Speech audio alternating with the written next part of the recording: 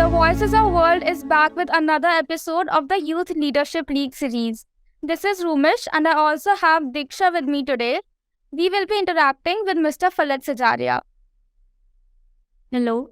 Mr. Falit Sijaria is the founder-president of organization like StudoMatrix and Diplomatron that works towards channelizing human capital and building opportunities for the youth. Along with this, he is also serving in the capacity of Y20 India Representative and is also the Asia Representative of Commonwealth Students Association.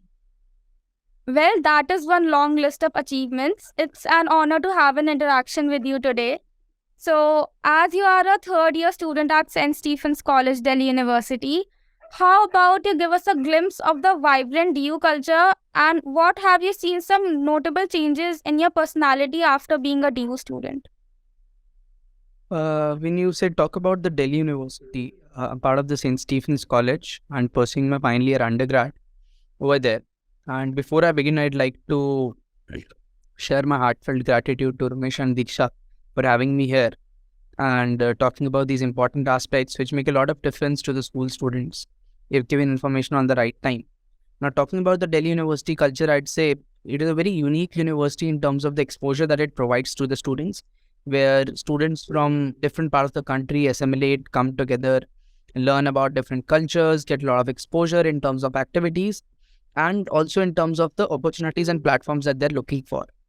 Particularly, the society culture of Delhi University is very unique, where students can join whichever society they are interested in, which allows them to basically nurture their co-curriculars, skills, and different aspects. And I feel honestly, societies did help me as well in terms of getting exposure, coming out of my shell, and connecting with people from different parts of the country and learning from their experiences. Well, that is indeed fascinating. So, you are a final year undergrad student at St. Stephen. So, what are your goals at this point? Like, what kind of work are you aspiring to engage in after graduation? That's a very tricky question. I don't think you should ask third years because a lot of people are not exactly in the exact sense, but I can give you a rough idea about what people generally do. So if you say look at the science courses, a lot of people are actually looking for masters, and in several cases abroad. They start applying few months back, and then by now most of them have started getting their acceptance letters to different masters programs across the globe, and also the scholarships. If you talk about humanities courses, economics, etc., looking for job opportunities, a lot of them actually would have gotten placed by now, including me. And then there are different segment of humanities students as well, which basically applies for masters education abroad. And then there are different people who look for different fellowships like LAMP, etc. So it's a very varied experience in terms of where people ought to be and where they want to be after their undergrads completed in Delhi University. So, you had All India rank 31 in A-Lit and got admission into the National Law University Delhi, which is one of the best law colleges in India. How did you make the choice between choosing among the two best colleges like St. Stephen's and NLUD? Yeah, so I was actually preparing for National University Delhi and DLET for quite a lot of time. Then once I'd gotten and I had two options to think of, I decided to go for St. Stephen's because one, the course that I was being offered, that is BA program Political Science and Economics. So it's a double majors which I really enjoyed, and it provided me exposure and did not bound me in terms of law. I was not really sure if I wanted to commit my entire life to law, particularly 5 years in one institution. And then obviously if you're doing law, then you ought to follow it as well after that. So I was not really sure whether I wanted to do that. Plus, a 3-year undergrad also allowed me an option. If I wanted to do law, I could do after that. So I could do law anytime I wanted. But if I convert my normal undergrad degree into that integrated law program, that would restrict me from entering different other spaces in the broader sense of the word. So that is why I decided to go for a BA program at St. Stephen's in comparison to a BA LLB at National University Delhi. So, like taking a BA course in subjects like pol science and economics offered you a wider scope than mainstreaming yourself into law. Not exactly. So I was not really sure if I wanted to go into law. In fact, a 5-year law degree would also provides people good career opportunities, packages, 28, 30 LPA, particularly if you are in National University Delhi. or good career option. But I personally, in terms of how I was positioned, now my mental and headspace was, I was not ready to commit myself to law. Okay.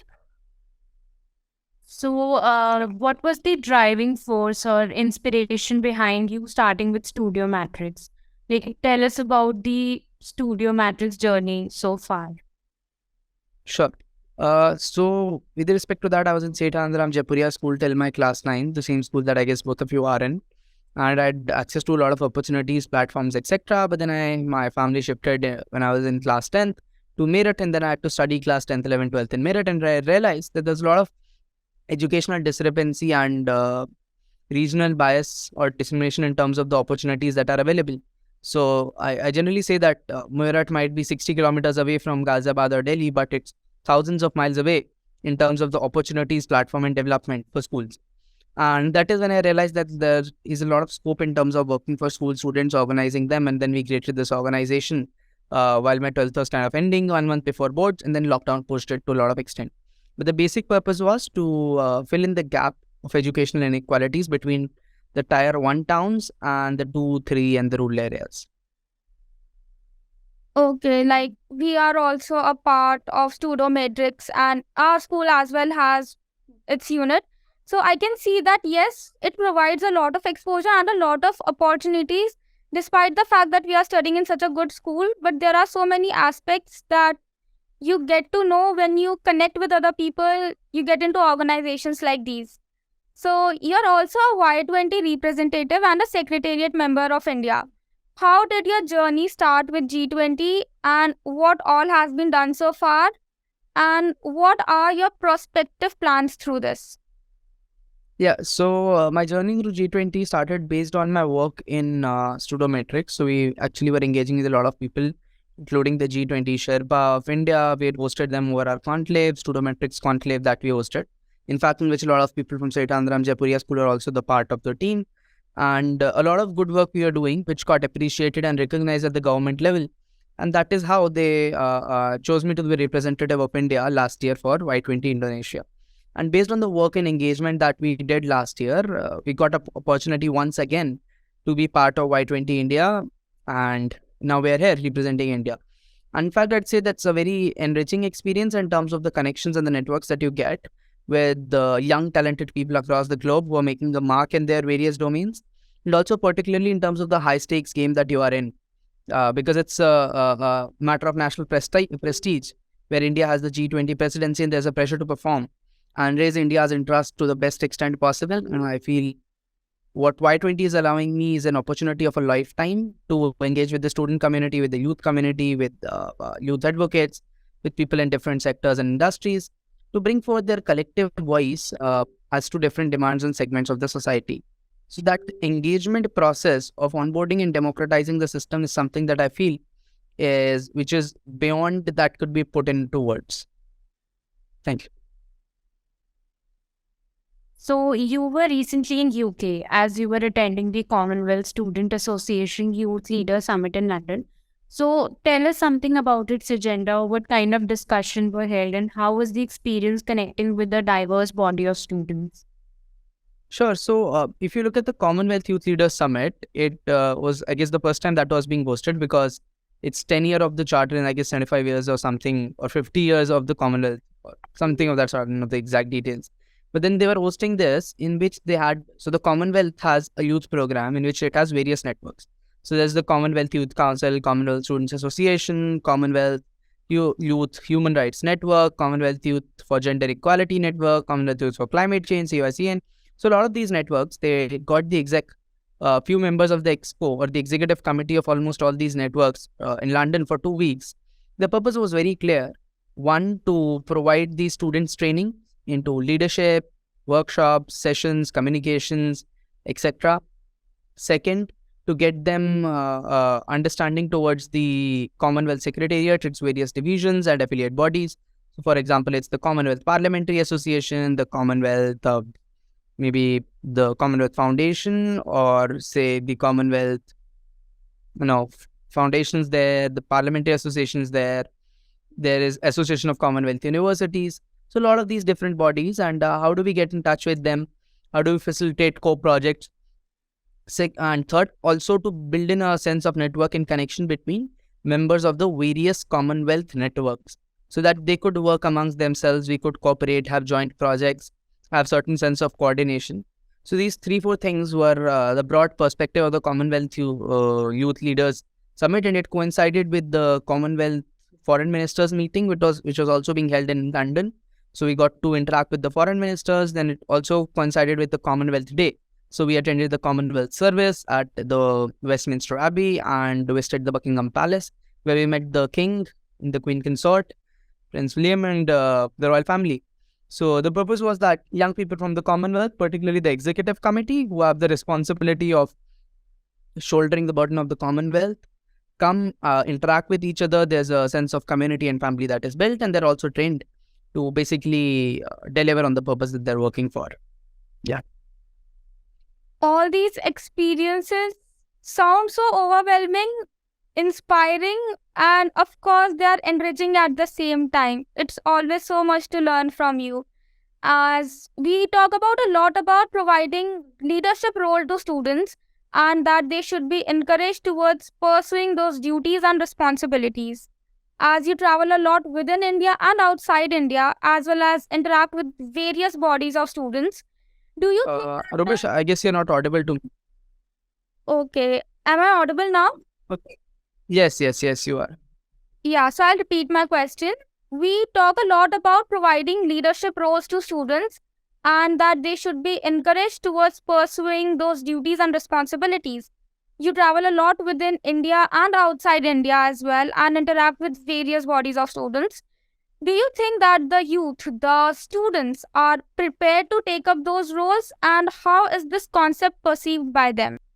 See, so when you look at humans or students themselves, they're a function of the society and the environment that they are nurtured in. So if you look at the perspective of a student in a small town or village in Africa or Caribbean, and that of, say, somebody in France or UK or Germany, any of those top institutions or the top schools, there'd be a wide scale difference in terms of how they approach things, particularly because of the environment and the priorities that have been provided to them. And this is how it is functioning majorly as to the perspectives, right? So when you talk to these students in Europe, you would have each country having its own national school students organization that is functioning at a whole new level. They're investing various stuff. They have funds from the Council of Europe, the European Union, and XYZ different bodies. Africa has no such body, but then again, Africa has an All Africa Student Union working at the university level. So for them, schools are not such a priority. Caribbean and a lot of other countries in South America do not have a priority for schools. But Europe has a very strong priority from the very basic student level. So it is also about the environment and the opportunities that are presented to students and the aspirational value that is created. And in that sense, I feel that students of Europe are very active in comparison to other countries. Second, the same divide also persists within India in comparison to, say, if you talk to a student in Delhi, Mumbai, Bangalore, Kolkata, in any of the top institutions, or say you talk to somebody in a small town or village, in any part of India for that matter. So whether it's Kashmir or Kerala or Arunachal Pradesh or Bihar or UP, or everywhere it's the same thing. So that very strongly depends on the environment that you are nurtured and coming out from, which is very clear. Yeah. So that perception really depends on the kind of resources and the kind of environment a person is provided with. Because that is something that instills that value or that need to achieve certain kinds of roles. Yes. In fact, what we've also seen is these perceptions can actually be changed. If you provide them a higher aspirational value and local role models from which they can learn and grow, then you see that the aspirations and the perception of the students in these areas change very drastically. This is what we have been witnessing with students working in StudoMatrix from small towns, that their aspirations have increased multiple folds by the very act of getting connected to these institutions and to the organization and to the students in different parts of the country. So that is a very holistic and true work that is being going on, I'd say. Yep. So as far we know about you, you are a person who is always on clock, has his whole day planned and is engaged in some or other stuff. So I'm very curious to know that what is something you like to do in your free time, which is drastically apart or unrelated to your main areas of work interest. That's a very nice question. I think I have to ask myself as well sometimes. But I perhaps watch Netflix or Prime or something of that sort, or maybe play certain sports. Just talk to my friends. This is one of the key things that I do. So when I'm on campus, I'll catch hold of some of the friends, have certain discussions because I like to interact a lot. I guess every engagement or communications enriches you from within in terms of the new sources of knowledge and lived experiences that you learn. I like to play sports, so I play badminton or some of those sports sometimes, and then there's Netflix and Prime always available. So that's also one thing. So I guess two, three things that I refer to. And then if I have even more time, maybe reading certain books or novels, that's another thing. Which novel would you suggest to us at this point? Which novel do you think that is a must read and we should definitely try it out? My suggestion is there's no must read novel. I mean, whichever genre attracts you, I guess you should go for it. The point is to read, first of all, because I'm not somebody who would say that there's a one size fits all kind of book. Some people might suggest a motivational book, XYZ. Some might want you to read some book with high English and stuff. But I think based on what are the individual circumstances, individuals, whatever, how much they have read earlier, or affordability level and stuff, you should take a call themselves. But I feel books with the good storyline, I mean, there's always the option of fictional and non-fictional, which one you're attracted to more. If you're going for fictional, you can pick up some good novel, a known one with good storylines, which also helps you in the imagination of stuff, so you can imagine the story yourself. And then you can have discussions with your friends, perhaps if they've read it as well. And if you're going for non-fiction, perhaps certain knowledgeable books, maybe you have Black Swan or others, which can be a good option for that matter to look at. Okay, so we are approaching towards the end of our discussion, and my concluding question to you would be, who is Falat according to you? How do you see yourself as? I see myself as a student, I'd say. Student of life, just learning along the way. Whatever's thrown on my way, just try to understand, learn from it, and better myself so that next time when the same thing's there, I'm better prepared to handle the situation. That is what my perception is. And somebody who is very inclined towards helping others or bringing some sort of lasting social change in society. That's one key goal that drives me. So one thing that we can learn from you is the art of learning, to always have an open mind and to be inquisitive towards life.